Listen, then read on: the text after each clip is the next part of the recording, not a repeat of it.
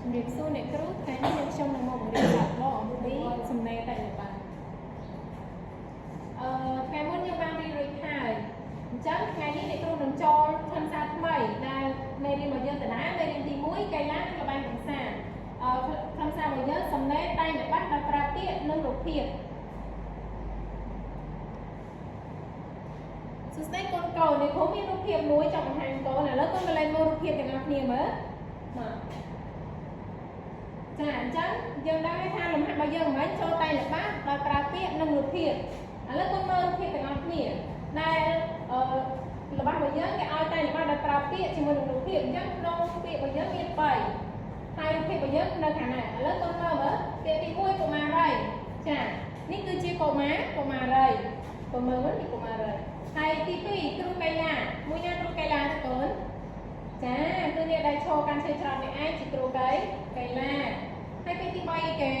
ឆ្ងាយចាឆ្ងាយនេះគឺសំដៅទៅលើកន្លែងណាកូនចាគឺគេសំដៅទៅលើកន្លែងដែលកុមារីឈរហើយនឹងបួលដែលនៅឆ្ងាយពីកន្លែងដែលកុមារីបបួលនេះឯង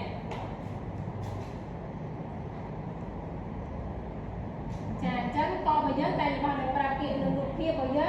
ងចាប់តាមតែម្ដងមកឥឡូវកូនមើលទី1កុមារីមិញចាឥឡូវកូនមើលរូបភាពមើលយើងអាចសួរបានទេថាតើកុមារីនេះកំពុងធ្វើអ្វីកូនអាចឆ្លើយបានទេ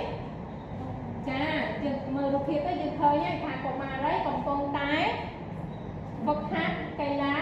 បួលមែនណាមកឥឡូវយើងមើលទាំងអស់គ្នាកុមារីកំពុងហ្វឹកហាត់ការបោះបួលចាមកឥឡូវកូនមើលទី2ទាំងអស់គ្នាគ្រូកីឡាដែលល្បាត់ពាក្យគេឲ្យគ្រូកីឡាអញ្ចឹងយើងមើលកន្លែងណាគ្រូកីឡានេះគ្រូកីឡាកំពុងធ្វើអ្វីកូនចាគាត់កំពុងតែឈរចា